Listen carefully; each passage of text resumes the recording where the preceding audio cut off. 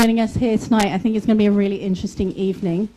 Just to give you an idea of what's going to happen, first off, we're going to ask investigative journalist and author Stephen Gray to say a few remarks to give some context to the evening. Then we're going to have a panel debate. One of the panelists is running late, so she'll probably join us once it's got started. So I'll just kick off with some questions to the panel. Then lots of questions and comments from you guys, I hope, on this really interesting subject. After the debate, we have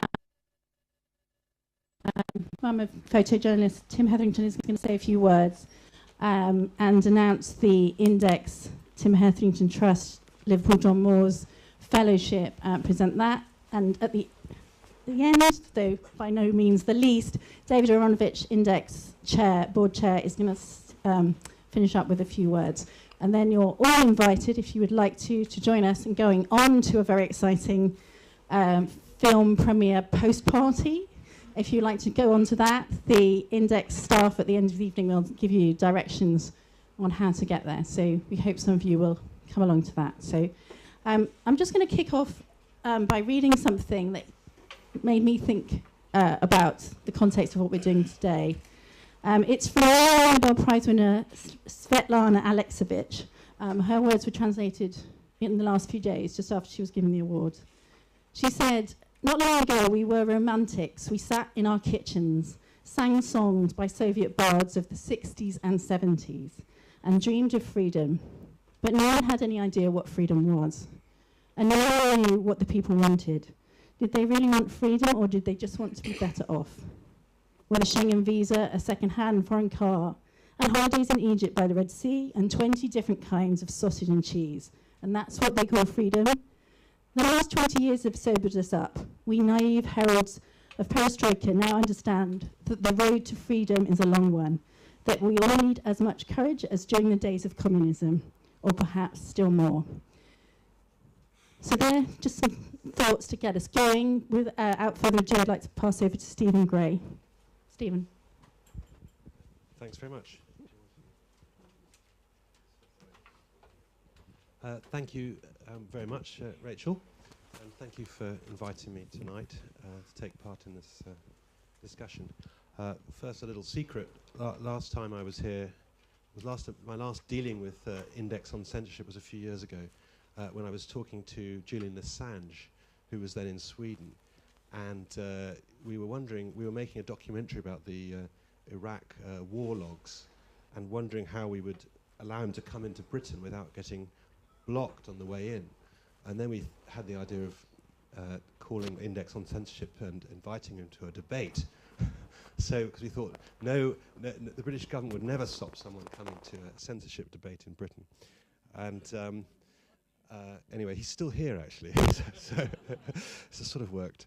But Assange and WikiLeaks, in a way, embodied the passionate feelings we feel, often conflicted feelings many of us feel either way about censorship. And people still have tremendous worries about whether this was damaging or not to just release absolutely everything in the way WikiLeaks did. And yet the river of information that's come out of WikiLeaks and subsequently Snowden in a more restricted way is just one facet of this explosion of free knowledge and rapid messaging that defines our world today, and to which I think our politics and our security services as well have yet to adapt. And it's hard to know, really, and when you read this brilliant magazine that Rachel, you produced, to know whether censorship and freedom have really, on balance, changed over the years. And perhaps it's meaningless, really, to sort of try to score that. But certainly, things have moved on. The battlefront has moved on to a new dimension. The way in which people express themselves and the way that censorship is organised has changed quite dramatically. On the one hand, we do have an age of openness and transparency. We have people writing constantly their opinions and innermost thoughts, and sometimes their every movements on public digital walls. And that popularity of social media provides strength. It means it can be hard to censor the news, at least initially. States are struggling desperately to catch up. And things have changed in that way. In China, there were tens of millions killed in the Great Famine between 59 and 61, and kept secret for absolutely years. And now the media, when you have accidents, as we saw in the city of the explosion in Tianjin the other day, the media does report how many people die, at least in the early period. And in Russia, where there is great effective censorship, we've seen the Russian media taking the lead in exposing the presence of Russian troops secretly within Ukraine, in eastern Ukraine. But it's always a game of cat and mouse, and I think that alongside this age of openness is an age of somehow transient freedom, where truth sometimes feels like a sort of flickering image that comes in and out, and sometimes is snuffed out. The message is sometimes lost, drowned out by so much noise of social media and people expressing themselves. And also the way that which we express ourselves by using wires and electronic means to communicate so often, it makes us vulnerable to the switch suddenly being pulled, to being free one day and then hearing nothing and being alone the other. An article in this magazine describes how in China exemplifies this sort of flickering freedom, where at one point a documentary on air pollution is promoted even by the official organs of the Communist Party, and then all of a sudden, even across the millions of messages on Chinese social media and Weibo, all mention has disappeared. And even in India, where also written about, where we tend to think of it as very free. We've had very important films and a key documentary, India's Daughter, gaining great traction, and all of a sudden being banned from public view. I think that in a dictatorship, what we're seeing is how a smattering, a little amount of dissonant noise is tolerated. It's almost welcomed. People want to know, even dictators want to know roughly what's going on. They use corruption as a weapon in their own internal disputes, and the press sometimes helps them in providing the details. But they swoop, as they have in Iran, as soon as there's evidence that that dissident noise is going to reach the masses.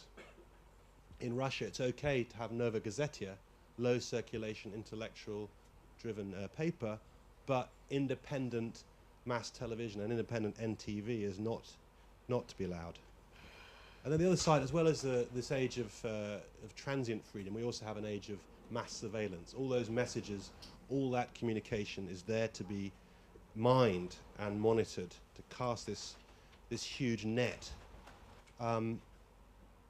It's possible to opt now, the technology is there for almost total surveillance. You can actually record every country. I was being shown by some activists how you could record the phone call of every, sort of compressed way of every call in some countries, and store that information, a year's phone calls of everyone in the country, in a storage device the size of a phone box, a shoebox. So you can't listen to all those calls, and contrary to some people's views, there is not the capacity or interest by state security agencies to monitor everybody all the time. But it's deterrence enough to know that if you are caught in the spotlight, if you are suddenly the object of the state's attention, whether in China or in Great Britain, it's quite chilling to know the amount of information that can be unearthed about you, and not just you, but all your friends and contacts who can be identified and punished. I recently spoke to an Angolan journalist who many of you may know, Rafael Marques, who described how he sometimes has to wait a year when he receives some sensitive document before he publishes it, just so the trace between him, this social network that emerges, and the trace between him and his contact can go cold. So there's the sort of landscape, and I suppose many of us still feel quite conflicted of where we stand exactly in these issues. We know we want to stand for freedom of expression, but we're horribly conflicted when we look at the application of this. Some censorship does seem logical when we want to prevent people and our children being drawn into gangs or seeing violent pornography or being lured into going off to Syria, being part of these terrorist movements. And we've seen in the magazine how South Korea has actually introduced an application that's compulsory for all kids to censor their the content that they might be viewing. But the tools that are being developed work both ways. A tool that we welcome that's developed to keep dissidents freely operating in Russia and China, things like PGP or Tor or Open Whisper, encrypted phone calls, these tools are very much being adopted at the same time by gangsters, by paedophiles, or by ISIS. And by the same token, tools developed to track those criminals, to monitor free speech in cyberspace, are being exported to help dictators. As we've seen, every time a dictator falls, we find all the evidence of how Western companies are helping them to monitor their citizens. And in this landscape, mathematicians are becoming warriors. Encryption is at the heart of so many struggles for freedom at the moment, and I don't think computer scientists will anyway be able to call themselves neutral in the way that physicists couldn't call themselves neutral in the arms race. But still, I think when it comes to fighting censors, as Angola's Moraes was saying the other day, ultimately more important than technical tools still remains what Gandhi called truth firmness, standing up against repression, and explaining why he doesn't alter his behavior despite this intense surveillance on him. He said, one of the things that repressive regimes do is use fear, and you have to lift that fear. You have to remain strong, and that's why he doesn't change the way he behaves. So I know those are the contexts, and I know we'll debate these issues. I'll just throw one idea into the mix, which is that it's the idea of strategic patience. I think when an idea gets widely held, just like the philosophy of violent Islamism, I think it's a pipe dream to imagine it can be defeated by censorship or technical measures. It has to be defeated by some kind of antithesis that challenges and defeats its message. And I think perhaps what unites those who believe in freedom of expression is a faith that somehow the same mechanism of free speech that can spread an evil message will also spread the antidote, the idea that can purge that evil. So thank you very much, and that's the opening thoughts.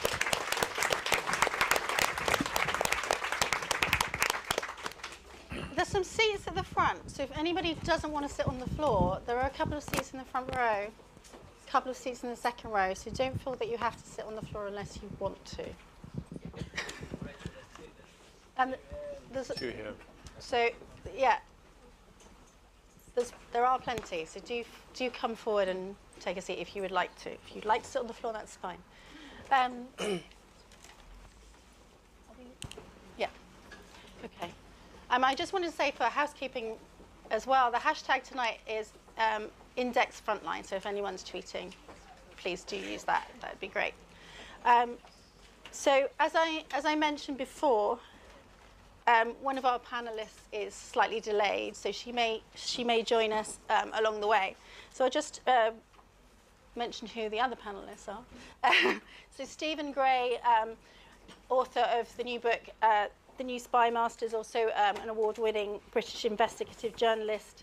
On the left, you've already heard from Ismail Anishi, who has been a BBC producer, journalist, writer, has many strings to his bow as well.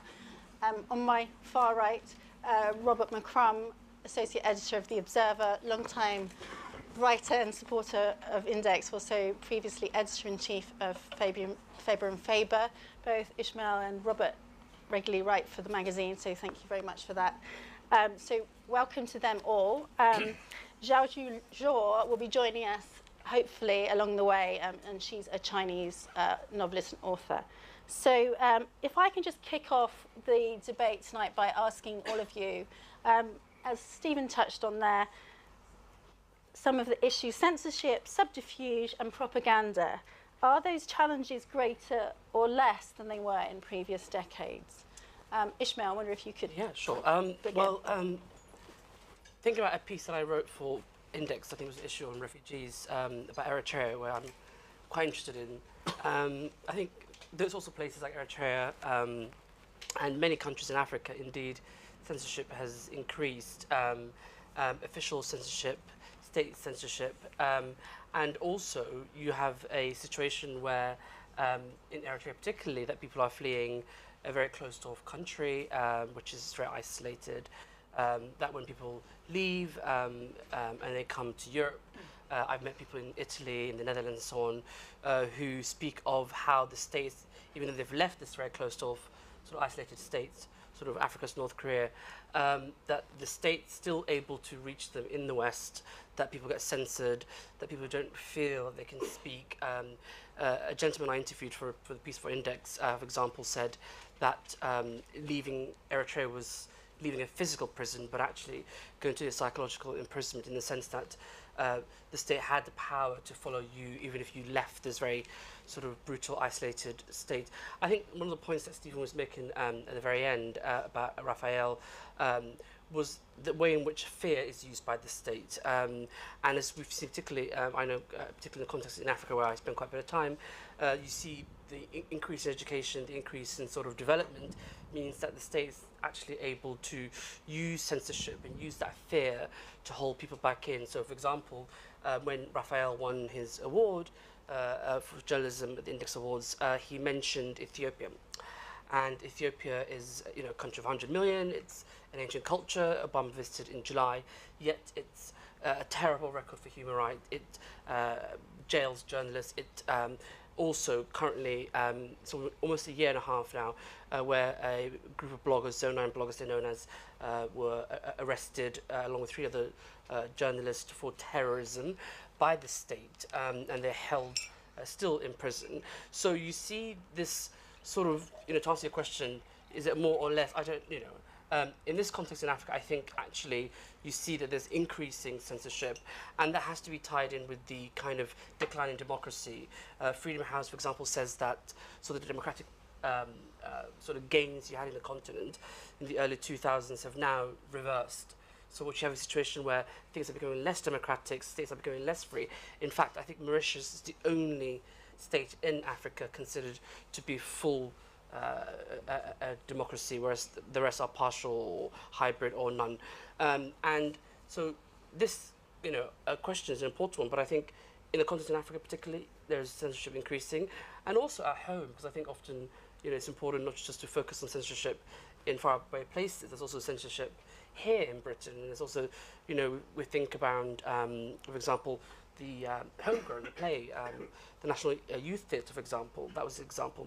Mariam Namazi, who's a human rights activist, who was, barred from speaking at Warwick University. Julie Bindel. There's a Swedish Somali journalist, Amun Abdullahi, who was reporting for the Swedish equivalent of BBC World Service, and she had some uncomfortable truths about radicalization in her community in Stockholm. But the radio station didn't like it, so they censored her. So, you see that as well, the censorship happening even in the West. Robert, what do you think? You've been involved in this world, in this fight for a long time. Yeah, I think there is always censorship. And may I say before we start, thank you all for coming. I mean, if I could have imagined in 1978, when I first joined this magazine, that we'd be in a room with, 200 people, 250 people discussing this, it would have seemed like a dream.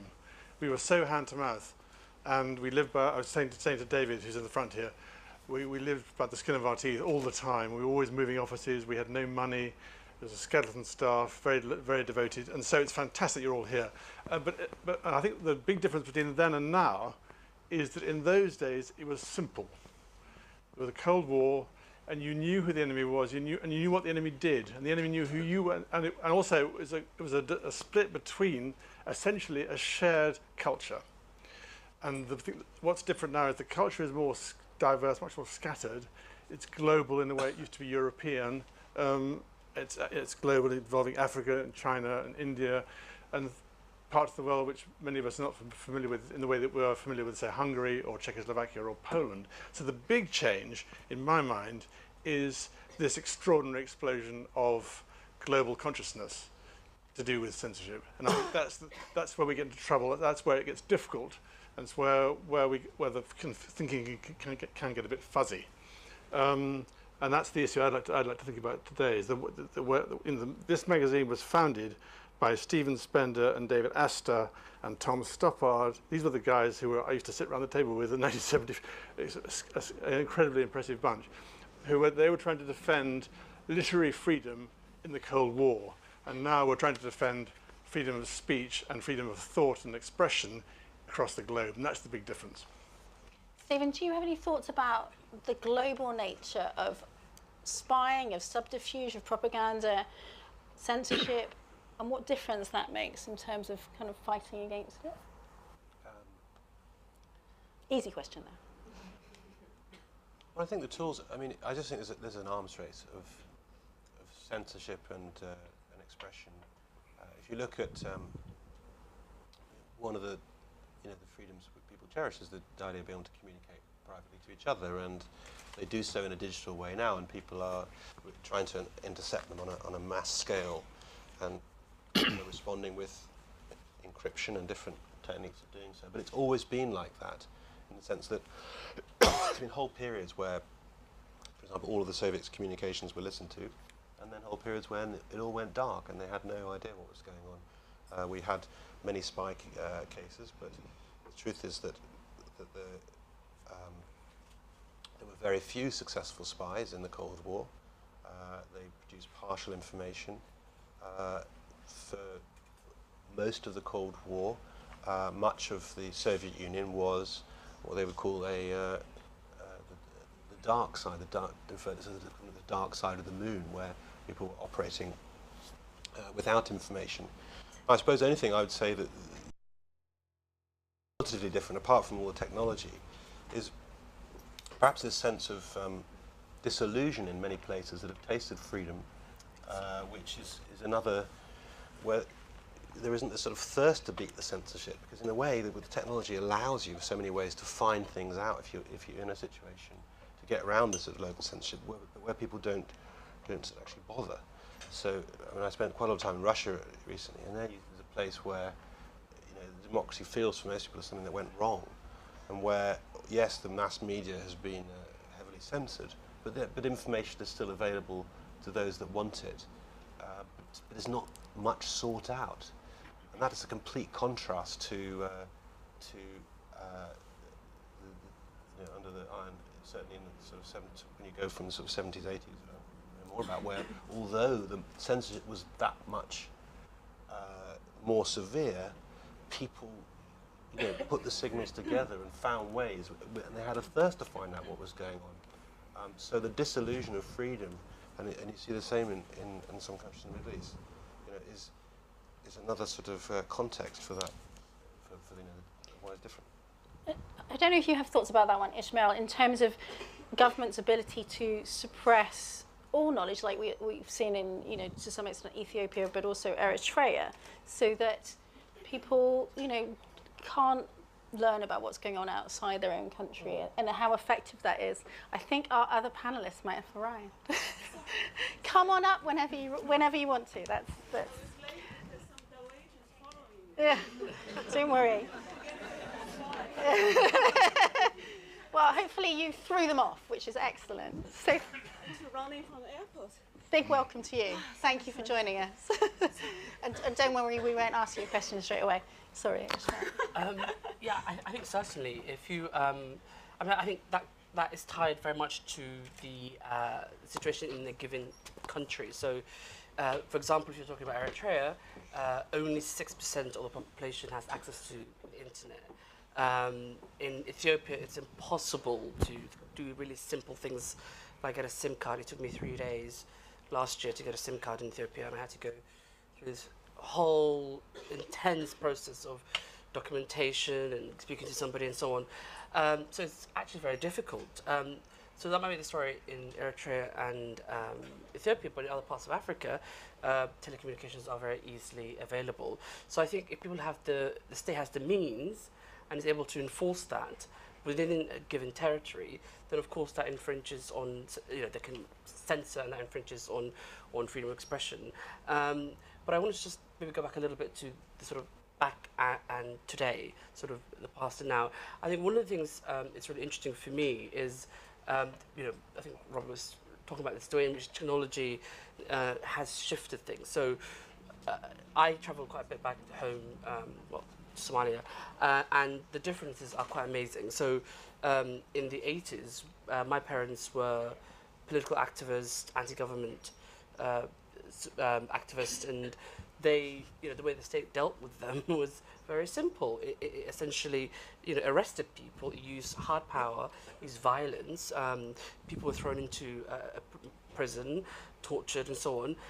And now the technology means that increasingly what you have is, because in African context, it's such a young population, is that people are using things like Viber and WhatsApp and all other kinds of e-platforms to be able to bypass the capacity and the ability of states to be able to enforce censorship.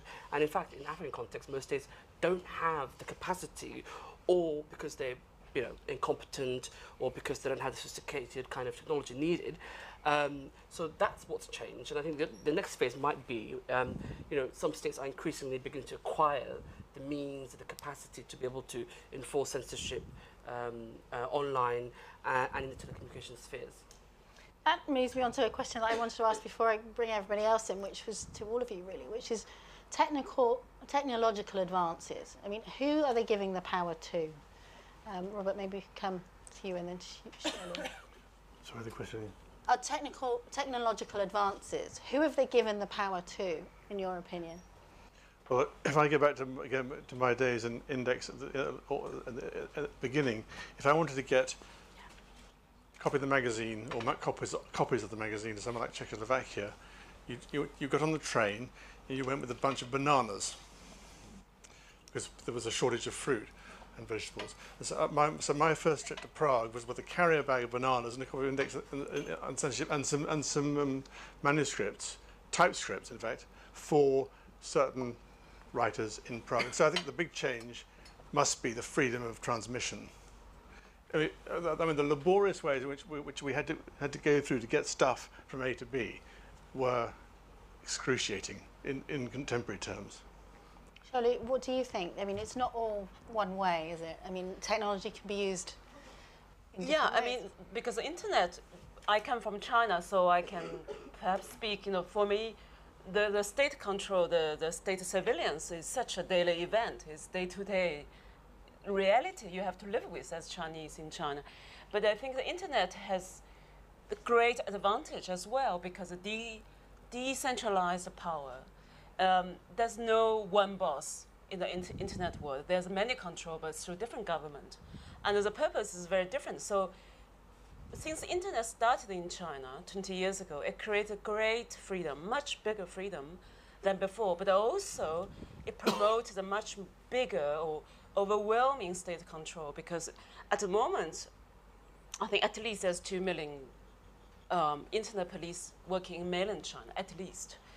The situation is because in China you cannot register with fake name, fake address. You have to register with your real ID card. Everyone has ID card, not a passport. So that situation is you submit yourself to the absolute authority once you register your names.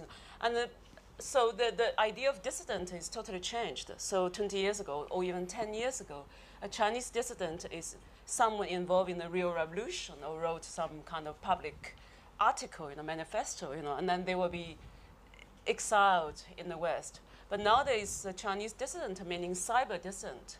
So they will never left China, or they are in a Chinese jail in mainland, but they were distant because they're not allowed to write, to come out again, within the society. So the cyber control is really, it's a vast, is kind of, I think, the biggest control. But again, as I said, the internet has kind of decentralized the control. So you can always get by, from, for example, you can register your name in America, then you can work in China as a Chinese. But again, it's also very dodgy because between America and China, the Chinese government would buy the routers, hundreds of thousands of routers from America, which means a supposed American internet website looks like very free. You can do all the free talk there, but actually is bought by Chinese government, and it eventually is controlled in China. So that's a very dodgy situation. Yeah. And it's always changing, isn't it? I mean, Jemima Steinfeld, who we both know, wrote for the magazine on how people were using new apps to get around the firewall, the Great Firewall, and it would work for a couple of weeks, and then that would get found out, and then people would move on to the next thing. Exactly. I mean, the Chinese internet control is really, I think, it's one of the most advanced one. And it's not new. I don't think it's any one particular country has the most control, but it's global scale. Every government does that. I just flew from Switzerland, half an hour ago, but in Switzerland there's a big scandal because Max Fischer, the most famous Swiss writer, who already died, but eventually he published a book about in Switzerland during the Cold War, supposed to be the most peaceful country, but from the Cold War to 1990s. 1 million Swiss citizens under the state civilians, and that's Switzerland. It's supposed to be neutral and peaceful.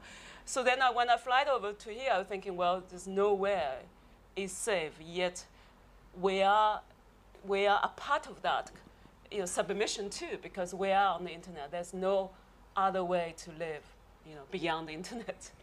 Stephen, we've seen governments bring in their own specialists in social media to sort of create counter-speech and do things that I guess when Twitter was invented, when the internet was invented, no one was expecting it to be used this way by governments to close down journalism, to close down or to change people's, attack people's reputations. I mean, we didn't see all this coming, did we? No, although the government propaganda as a sort of covert propaganda has always been there. One of the facets of the Cold War was how popular the sort of middle left of Western Europe was heavily subsidised. Trade union movements, left parties were heavily subsidised for many years by the CIA as a counter to communism. What Russia points out quite rightly is the way in which around its borders sort of soft revolutions have been heavily promoted again as another form of covert action. And in fact, Stephen Spender, who founded this magazine, was involved in the CIA-founded magazine. Right. So, at least I still think it's preferable to handing out weapons is to fund a propaganda outfit, because at least those ideas, subsidised or not, can be countered.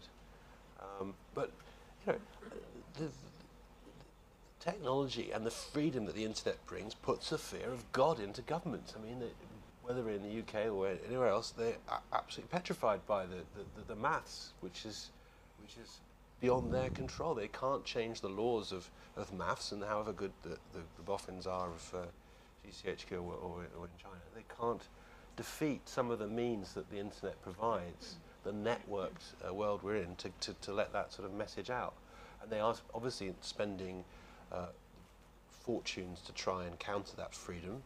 The battle is, if you like, ongoing, and all the sort of threats that are out there, including the terrible threat from terrorism, and is being used in every country of the world as an excuse for sort of handing the state more powers. But I don't think that I think that the other side is too strong. I don't think that it's possible technically to do the kind of things they want to. And I mean, I'm interested in hearing more about China, but clearly you see that, I was saying before you arrived, there's a sort of flashes of information that comes out. It's stamped down, but before it's stamped down, the message, I assume by most people in China, people have got the message before the government is able to react and sort of clamp down on that message. You see so many things that just sort of flicker up. And I guess we all have to sort of, in those places, you just have to interpret yourself as to what's going on there. I want to bring in the audience because I'm sure you've all got interesting things to say. We also have some amazing people who were involved in Index from the very beginning, who might want to comment on change themselves, including Philip Spender, who's in the front row, but might want to contribute. But so, does anyone have either a question or a comment? Let's take a few from this audience. Do we have a mic? Yeah. So David's going to bring the mic. So there's a woman right at the back on the high chairs. Let's start with her, and then we'll come to you as well. Jacqueline Peach from AFP. Thank you very much for the debate. You've spoken a lot about governments and states, but would you like to say something about companies, private companies, and how they bring pressure on individual people and individual reporting, not only in countries such as Eritrea or China or India, but also here in Europe? I mean, you have newspapers that are taken over by industrial groups, and you have journalists resigning en masse. Here in the Telegraph, the political commentator resigning because he felt that the coverage of HSBC was partial, because these groups have impact on the financial flows of journalism and media organizations.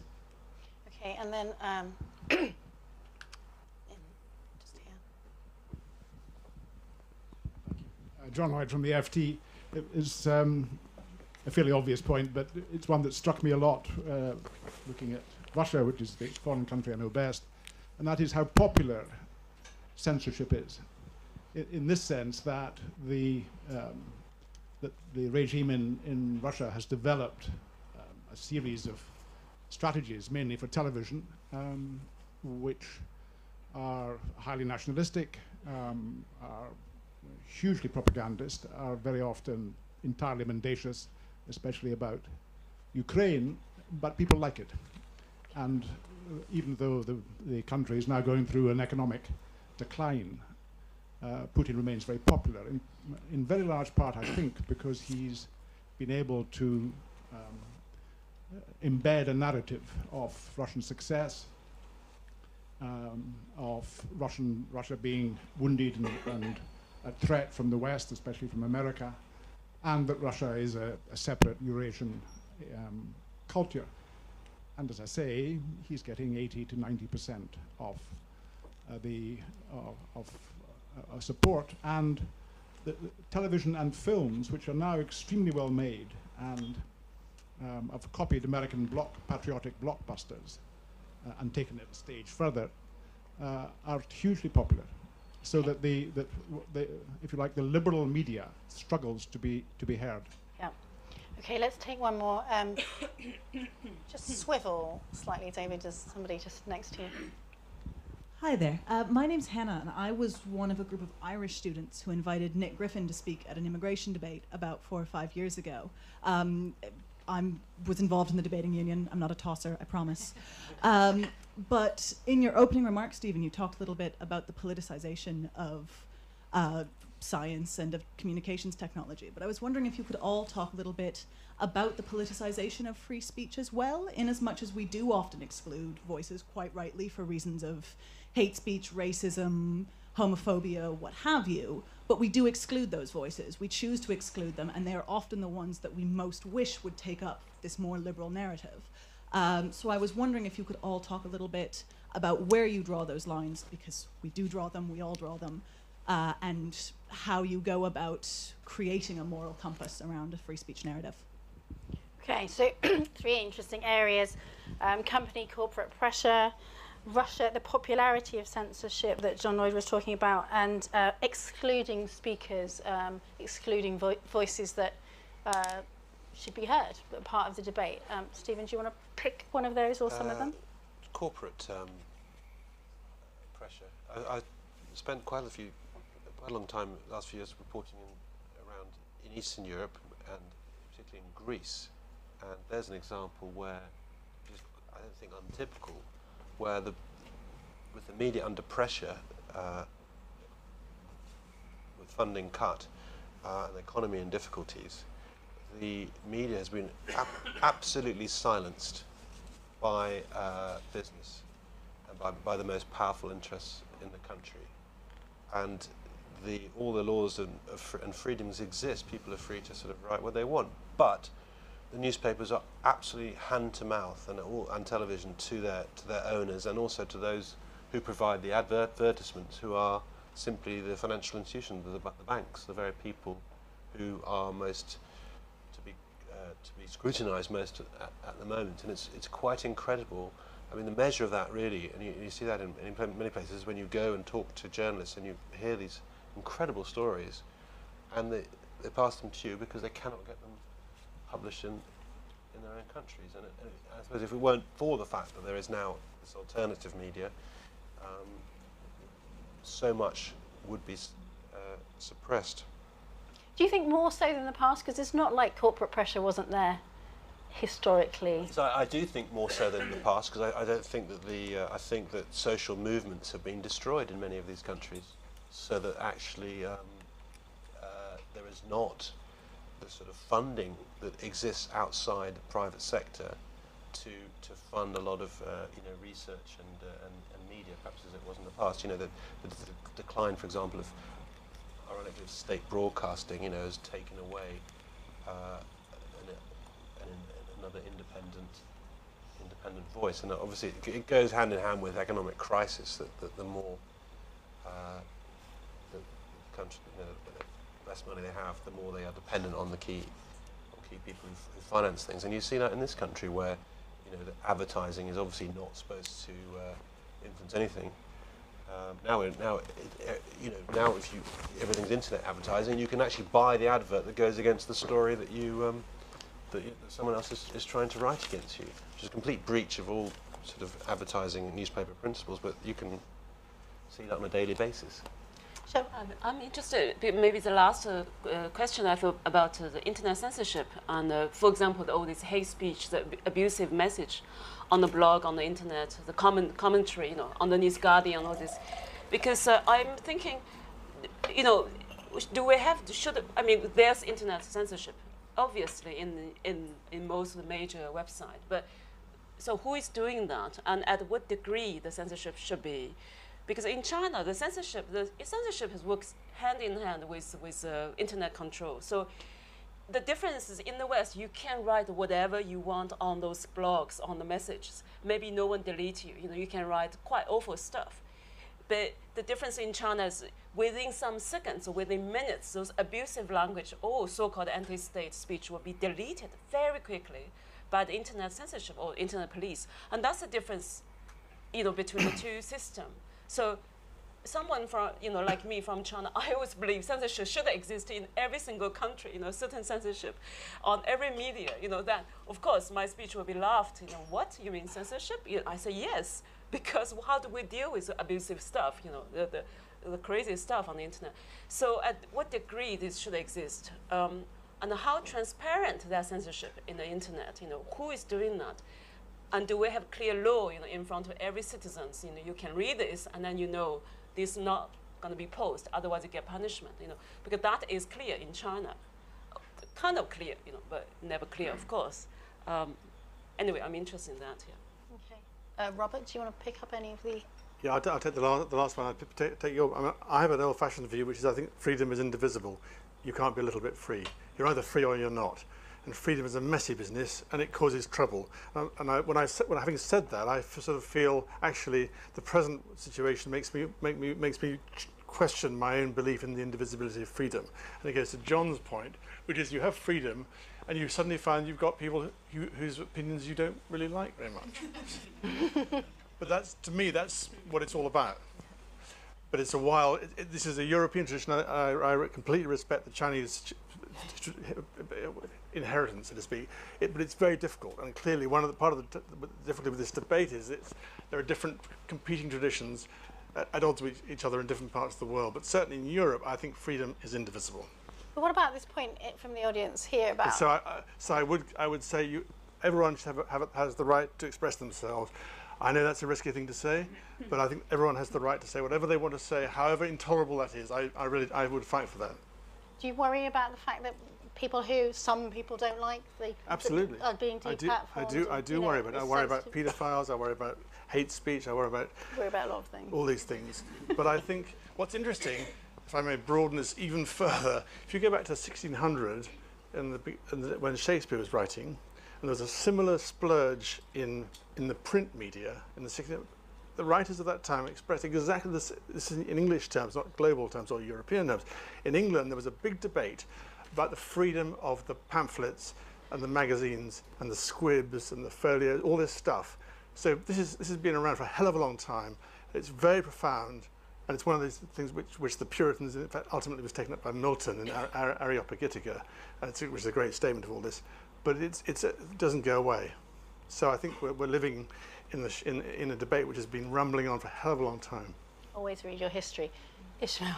Also to pick up on the lady's question from Ireland, I think, as I said at the beginning, that there are many instances in Britain where people have been no platform, where they have been censored, where their freedom of expression has been curtailed. I mentioned Mariam Ramazi, who was recently refused to speak at Warwick University because people didn't like what she said. Or there is, I mentioned the Swedish Somali journalist, or there is Sharia Khatun in Tower Hamlets, who was a well-known, well-liked local councillor who faced attacks, violence, and intimidation because people didn't like the way she dressed. So I think there are many instances in Britain and across Europe where those who do speak and who do say things that are uncomfortable, who take on things that are sacred, are in fact silenced. And I think also, counter to that, there's also this very insidious and dangerous sort of self-censorship, which I think I was sort of mentioned an example of Homegrown as well,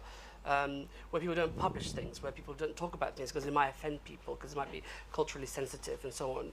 Whereas I agree with Robert, I think freedom is absolute. Of course there are extremes, and there are people that we have to ensure that they kind of hatred and so on, but it has to absolutely be indefensible. And I think often, in the last few years in Europe, you've seen this pattern where people are either self-censoring. There's this sort of social media kind of storm that comes when people don't say you say something that people don't like, and I think we've forgotten actually it's important to have debate, it's important to talk, and we shouldn't be censoring people. And just to also, if I might pick up that gentleman's point about Russia, I think so. For example, I was reading editorial from today's Zaman, which is a paper in Istanbul, and the editor was sent down. He's in prison in Istanbul because he sent a tweet which offended President Erdogan. And it is interesting why censorship is popular, as you said. In Russia, it is popular. Is that because people don't have the information in Russia, or because people really like censorship? I don't think it's because people like censorship. I think often it's because people don't have the information to make informed choices. So what you've got to talk about is also about education and about information and people knowing what's going on. A final thing I'll say is also just in the context of where censorship takes place, which I think is really important, is about democracy. And it's obvious that to have a fully democratic state, therefore, people like to have less censorship probably. And what we've seen is a reversal of that trend, particularly in Africa, which is very worrying. And also, people are sort of very tired of it. Whenever I travel in East Africa, people go, "Ugh, don't talk to me about democracy. It's sort of in the West. It's not. I'm not interested in it. We're interested in economic development." So again, it's that sort of China model of sort of saying, "Well, we deliver you bread, and education, but you forget about rights." Whereas I think both go in tangent. Okay, let's get some more views, thoughts, comments. Where's David? Oh, there's one. Maybe you want to take one here. We'll come over here in a sec. Jonathan Price, Doughty Street Chambers. I was interested in something Stephen said in his introductory remarks when he invoked the nuclear physicists from the 40s and 50s and said that computer scientists today, like the nuclear physicists, could no longer be morally neutral. And it got me thinking about the people for whom a lot of these computer scientists work. And the cream of these are employed by Google, Facebook, Twitter, and so on. And it's those corporations that cannot be morally neutral. Frequently, censorship is achieved through internal policies and takedown procedures of these multinational corporations, who are far more powerful and insidious than any government. And censorship now operates at that corporate level It's implemented through the data scientists and the computer scientists, but it's not those people in whom we need to find a morality, but it's the corporations that employ them. That's my point. It's also a question because I'd be interested to hear the views of the panel. Okay, thanks. There's a couple over here. And then there's a guy at the back who I know wants to ask a question. Hi, William Morland from Palantir Technologies. One of the biggest trends that I've seen recently, well, for a while now, is that trend from centralized media or publishing to Twitter, Facebook, people hosting their own blogs. And I'm curious how optimistic you are as to that being a force against controlled media elsewhere, because we have examples like the Arab Spring, which people point to saying that, you know, it's this massive force against it, but then at the same time, there's a risk of people creating their own filter bubbles and reading the media that they want to on the internet rather than the media that's necessarily telling them the truth. For example, in Saudi Arabia, they have the highest proportion of population on Twitter, and that's used as a vent, as a way for people to kind of like complain about the little things, but they know that they can't complain about the big things. Okay. And there's a guy in a check shirt, David, right at the back by the bar.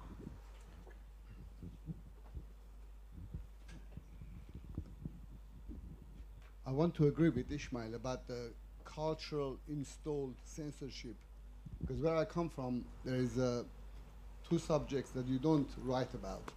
Well, you didn't used to write about, because in print, nobody likes it. Nobody liked it. It's church and homosexuality. I'm from Armenia. Armenian Voice, we have a small magazine. Now, you don't write about sexuality, homosexuality, and you don't write anything against the church on print.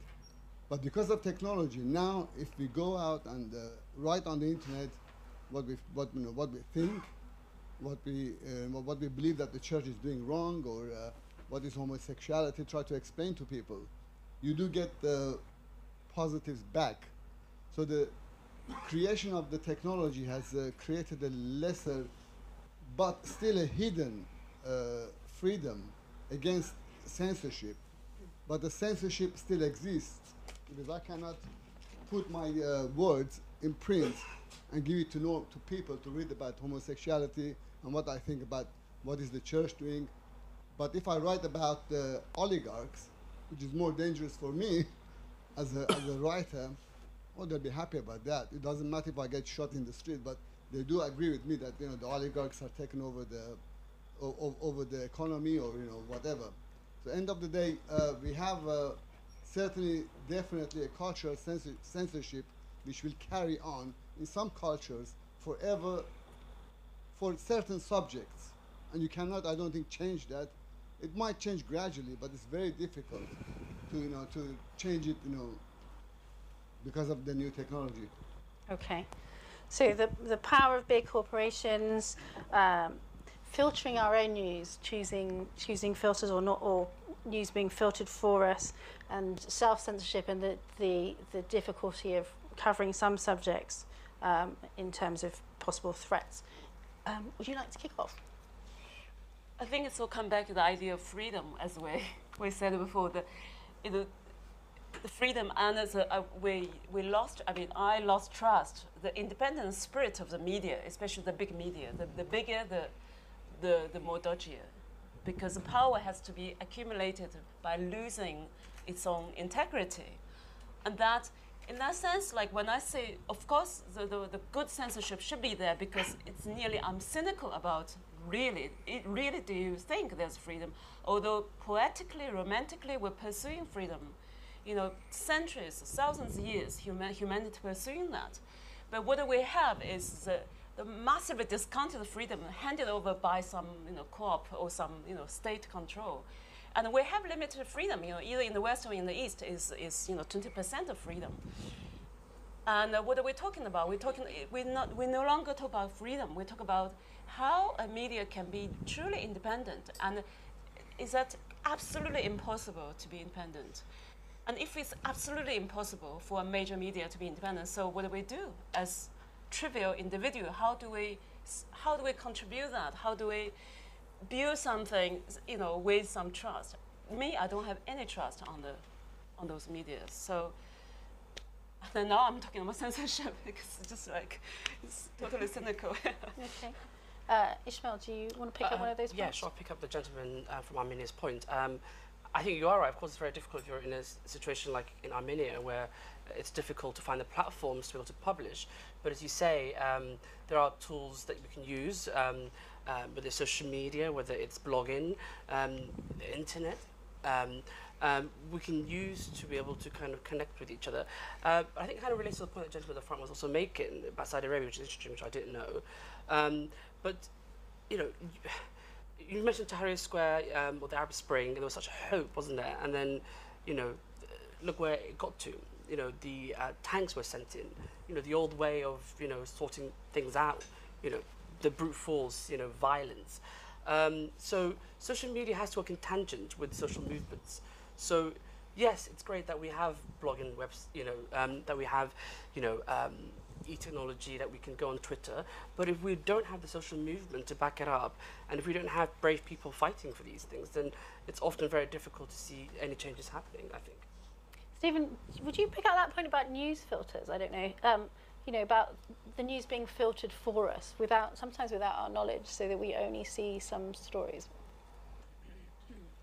Absolutely. I mean, but we tend to filter for the audience, and newspapers had to always sell, and they've always filtered to provide people what they thought they wanted to hear, necessarily rather than what was actually going on.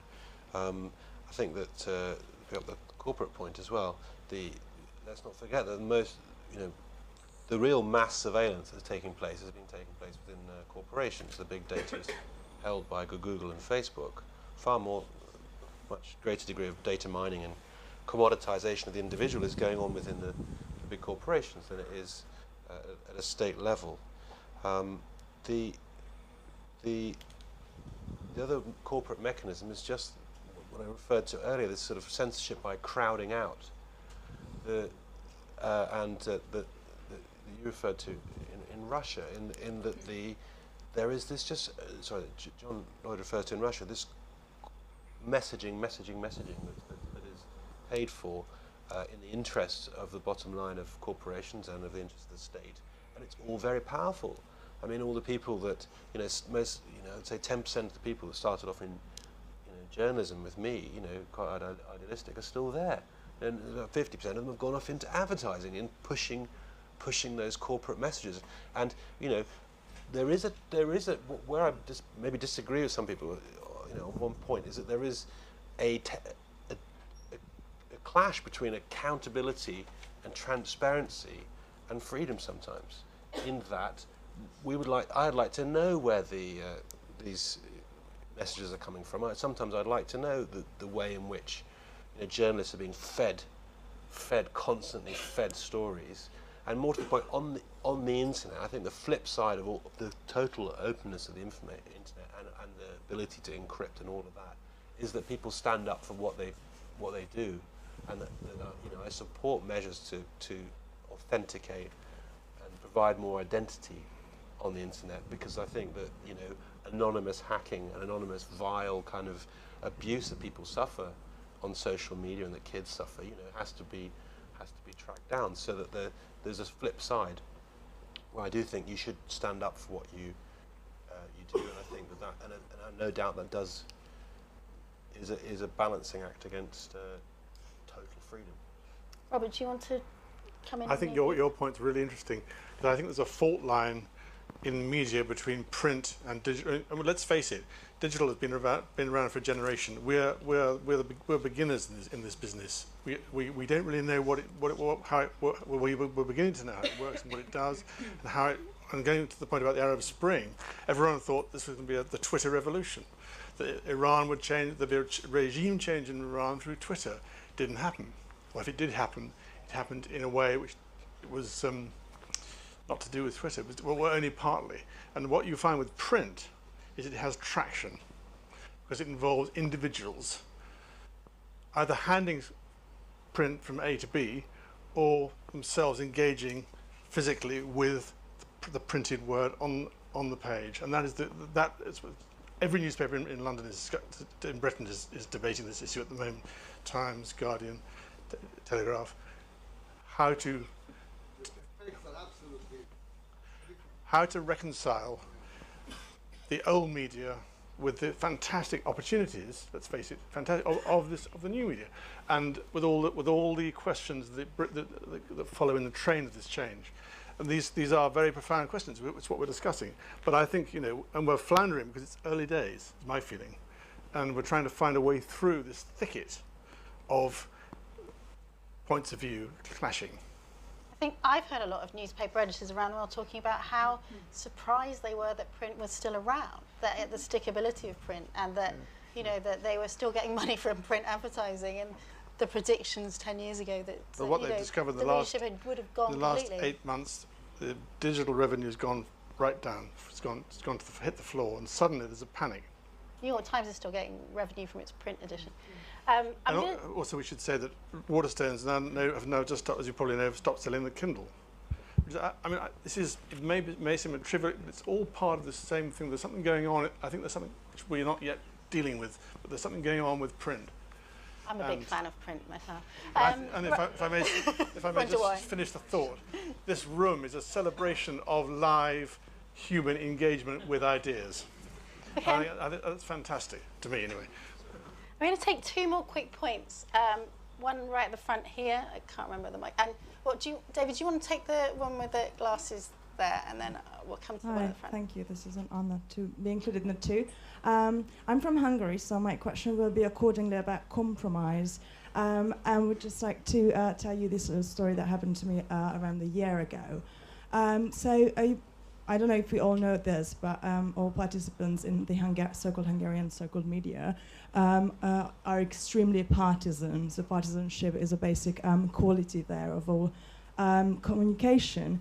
And we have one so-called left-wing television channel left called ATV, where some traces of freedom of speech can be, with careful observation, observed. Where I was invited to speak about women's rights last year. And very interestingly, this last left-wing Hungarian television channel is owned by a Christian cult. So I was taken to the cafeteria and informed that they are very, very deeply devoted to the question of women's equality. However, I was not to be talking about homosexuality, abortion, or trans rights. Everything else was fine. So like the working mum was a preferred subject. And then I was sitting in the cafeteria drinking what they call coffee there and thinking, do I go home now? Or do I have to profit from like having one last island of left-wing television in my country? What do I do, and what do I compromise before popularizing censorship, like apparently Russian people do, or some of them? Thanks. Thank you. And there's right at the front, just making you run around, David, completely.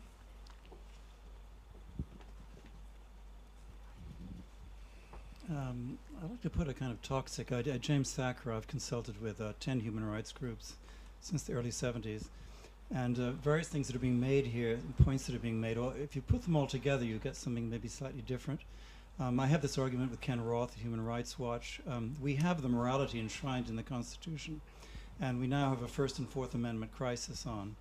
And this gentleman over here about physics is quite right. This began with the security screen at Los Alamos, and Mordecai Vanunu paid a hell of a price for it in Israel, 18 years of his life. Human Rights Watch wouldn't handle, they don't handle security oaths. For that reason, Snowden is in deep difficulty. And because this thing exists, and if you examine the intelligence codes and the secrecy codes of the Atomic Energy Agency in Vienna, you'll see that there's a huge area of our society that is completely invisible to us. We here live in a state of innocence. The people in the NSA, they have 80 words that their algorithms pick up on. GCHQ has 170. Maybe this reflects the fact that we have a constitution and there's not one here. But the NSA is a work of art to these people. They don't need to be accountable to the Constitution, and they don't bother to be. Even when they know they're in the wrong, they proceed with this thing. They've created something. You mentioned the Soviet thing. I think the Soviets weren't able to pick up more than 100 or 200 people at a time. The NSA can pick up everybody, but they can't actually analyze them. So they're getting this massive information, and this creates an aura and an atmosphere and a world, dark world. It's called dark web. Google only operates in about 10% at the top of this thing. If you challenge the Google lawyers on this, they say, well, we wanted to have worldwide First Amendment, but now we've had 170 lawsuits in Europe. How are we ever going to get that? I think we're getting deeper and deeper and deeper into Fourth Amendment here, and there are lots and lots of horrible people hiding in the Fourth Amendment, and there are very few of us. So I would kind of disagree with you, Goshalu, because I think we have to take into account that we may, if you go to hacker symposiums, most hackers will say, if you want to avoid this thing, you just don't go on the web. I mean, we have to know how dangerous this thing is actually. And I don't understand why there's not more defense of the First Amendment in all of these debates. I think we should be, Index, should be making a very, very strong front on this. And it is a fact that during the McCarthy hearings, people were advised in McCarthy not to plead the Fifth Amendment, to plead the First Amendment. The First Amendment is a powerful, powerful organ, and we're not defending it. Okay, thank you. I'm just going to ask the speakers to round up maybe some closing remarks, taking up some of those points or others that they'd like to pick up on. Who wants to start? Ishmael, would you? I think just, again, picking up on the theme of, you know, how censorship, you know, I feel, from my experience, in particularly in the East African context where I know quite, when I travel, that it's certainly increased, that states there are able to censor, and I think the other point also about the link with, you know, social movements and kind of, you know, online kind of activity is really important, because you can't really affect social change and have sort of changes in these places if you solely on the web. You have to connect to social movements as well. Another final thing I think I'd pick up, which I didn't say, which Stephen picked up in his introduction, it's also about, you know, sort of surveillance and the ways in which the security services has, well, in Britain and also in the Americans, post 9/11 and post 7/7, have built up this amazing apparatus where people, British citizens, some of them were mostly naturalized British citizens in the UK, have been rendered in East Africa. They've some have ended up in the US. There've been secret, you know, hearings in court, and you've had situations in London where MI5 has essentially, you know, used blackmail to try and co-opt people to spy for them. So, you know, that's also a danger, and that's a reaction, it seems, to what has happened and the kind of threat of terrorism. So I think that's another point that I just wanted to bring up that I didn't get to say at the beginning. Okay. Shirley, would you? Yeah. It's very difficult because I think we're in the internet age. I don't see how can we unplug our lifestyle completely, going back to the romantic old time. I cannot see that. And although romantically I want that, you know, I want to completely live nakedly in the cave, you know, I'll be the first one. But then that means I'll be no job, no income, no any connection, and died lonely, you know, and starvation, because the system is built into our body with this the database system, you know. So as we sit here, you know, everybody is being databased, not in the physical format, it's on the internet. So how do we legalize the complicated, vast, the chaotic, the internet behavior, you know, legally and from the authority and in the civil society? I have nothing to say. I just find like we are swimming in the sea, but we don't know where is the sea. And that's this time. Stephen, do you have some closing remarks? Might be interested to hear if you feel optimistic or pessimistic at this stage. Well, I do feel optimistic, but I think there's a battle on. I think that you remember that they worked on the nuclear bomb a long time before they succeeded. At the moment, artificial intelligence is hopelessly failed science, and I hope it continues in that way. there have been billions and billions and billions spent on what some people in the States call total information awareness.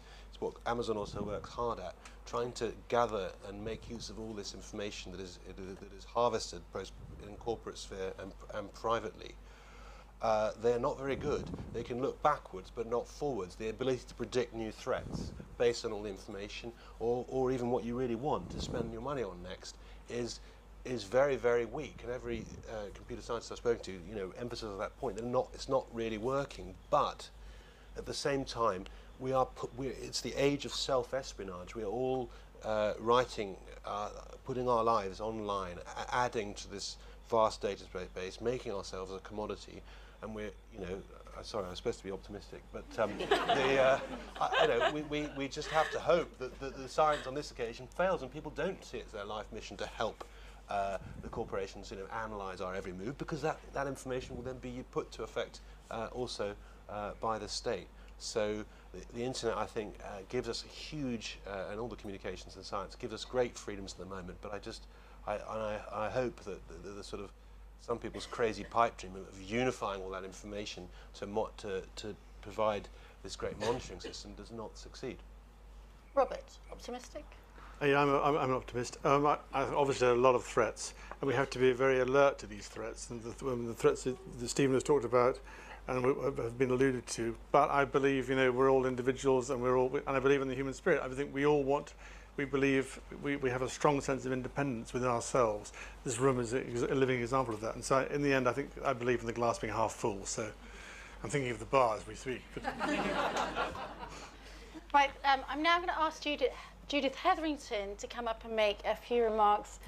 Judith also announcing the new Tim Hetherington Trust Liverpool John Moores University Index Fellowship and its winner. So, Judith.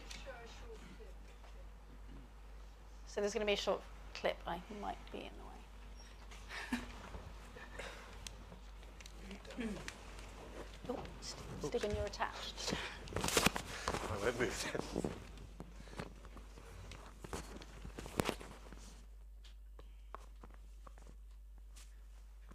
How did you get involved with the blind school in Sierra Leone? I got involved there during the civil war in Liberia, and I turned up, and what had happened in Sierra Leone was that a rebel army, which was like a sort of cult, had invaded the city in January 99, and they killed 40,000 people. They ended up hacking off arms and legs off people, and it was pretty nasty. And I turned up during a ceasefire in July, and by chance, when I was there, I came across a blind school.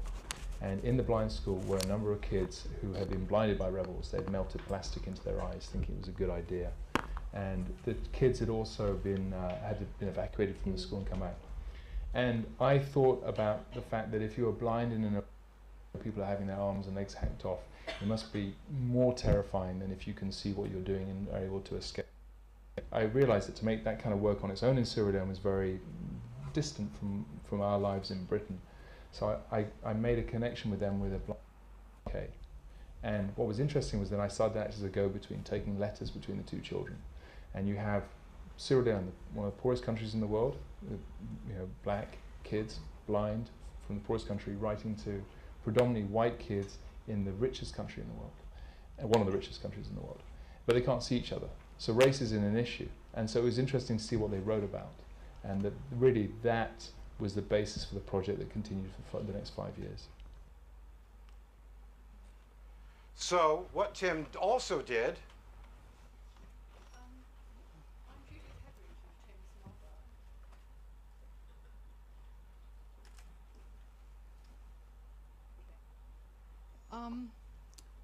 many of you may know that Tim was brutally targeted and killed by Gaddafi forces on the 20th of April 2011. Gaddafi had given the orders to get rid of the journalist, the ultimate censor. A coroner in London in 2013 at Tim's inquest said that Tim was an identifiable photographer, a civilian in a war zone, just doing his job. And she had no hesitation in giving the verdict as unlawful killing. On Tim's death, we, his family, set up the Tim Hetherington Trust donating all in Tim's intellectual property to the trust to ensure, and I instinctively knew that I had to do something to ensure that some good came out of such a loss and to try and make some sense of the senseless. The trust objectives were widely written, the remit, so that we could help as many people as possible, struggling artist students, both here and in the third world. But also we want to encourage and educate others to follow in Tim's footsteps, to continue to bring humanitarian issues and social concerns to the forefront of the world. Tim understood that information is not enough on its own. He was never satisfied with information and sought always to immerse himself in his audience to achieve the most effective communication. You could say that his mission went beyond information. He was driven by a wish to share knowledge. He knew that the world cannot be expressed in data alone, and he sought to create as much context as possible to help people into the subject and then to engage with them intellectually and emotionally.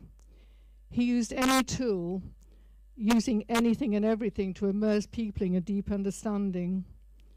He never accepted the limitations of any medium and was always testing different combinations of visual, audio and the spoken word to help people feel the story. He specialized in long-term projects. In 2009-2010, he was embedded with the 173rd US Airborne in the Korongal Valley. And although he was in the big picture, his mission wasn't to report the big picture. It was to bring people into the intimate story so that people would begin to talk about the causes and effects of war. From that body of work, Tim produced photography, video, an Oscar-nominated film, Restrepo, a book, numerous interviews, and an installation called Sleeping Soldiers. I'm going to talk more about Tim at Liverpool University, John Moores Liverpool University, on the 28th, when I'm going to go into more depth on his methods and methodology. But tonight I'm here to thank and to congratulate John Moores Liverpool University and Index on Censorship for being so forward-thinking in sponsoring this fellowship in Tim's name, which the trustees are very, very grateful. I'm going to call on Chris Frost from Liverpool John Moores University to present the first Tim Hetherington Fellowship to Josie Timms. Josie, if you can come forward.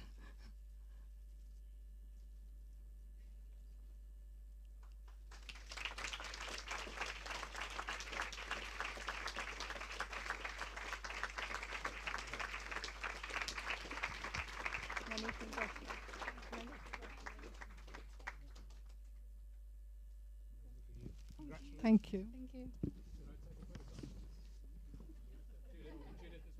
Sorry. Judith in the middle. Thank you very much. Smile at the camera. 3, 2, 1. I think I've just killed the flowers. Hang on. And one more. 3, 2, 1. Never mind, we'll do it later. Thanks. Okay, thank you.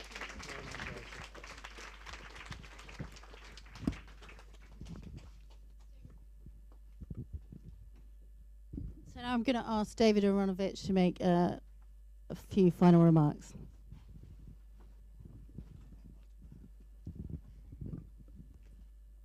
Yes, what Rachel didn't want to tell you was that I'm going to ask for money. And she's now dressed it up in two different ways, once at the beginning and once at the end, as if that's not what I'm going to do.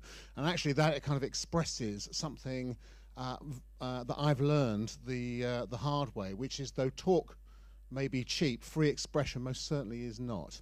It's actually expensive. Now, when I was first asked to be chair of Index on Censorship, I knew the organisation a bit, and actually I was the other end of the debate with Julian Assange, so I'm very glad to hear that the thought of my being thwarted in a debate was used as such a sort of enormous exercise of force upon the British government. And you can imagine them just sitting there saying, who's he debating with? David Aronovich. Better not get on the wrong side of him. And I like to think, anyway. It's not in any way true, but it was... so I was the other side of that debate, and a very interesting debate it was. And actually, it was full, that debate, of media students, some of whom were plainly enormously in love with Julian Assange. There was an incredible kind of erotic sub-atmosphere going on. So much so that every time I stood up, you could almost hear them, feel them thinking, sit down and shut up, we want to talk to Julian. Which you can understand. Certainly it was more understandable in the context of then, possibly, than people would think it is now. In any case, the main thing I've learned this evening is that free speech and good coffee go hand in hand. I learned that from the friend from Hungary, but I've learned a lot else besides. But the main thing I've learned as Index upon Censorship chair is that I don't just go swanning off to events and making kind of important speeches and swanking around saying I'm chair of Index on Censorship. I get to really think about what the organisation needs and what free speech and free expression need in terms of resources. One of the things the Index on Censorship does is it does encourage people now to become members. And if you were to be a member for as little as £5 a month, and it could be more, if you were to do that, then in that case, although you shouldn't need such an enticement, you would be eligible to get reductions in or early warning of or first refusal of some incredible range of tickets to events like this, and also our Stand Up for Satire type events and so on, which were an enormous success.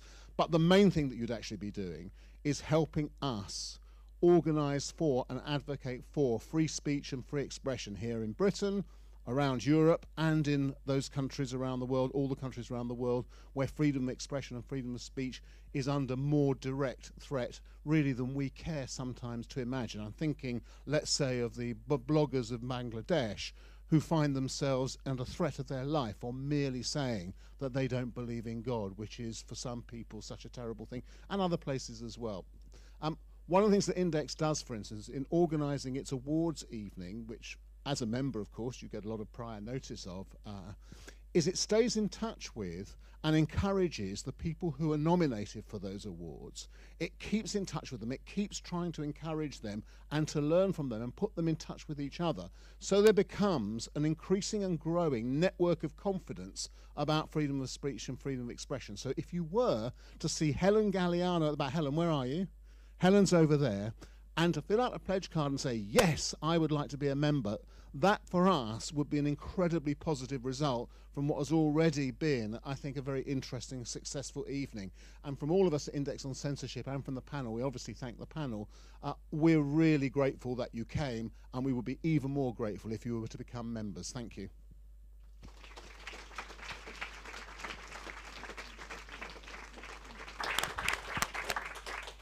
And if anybody wants to go onto the party, see the Index staff at the back.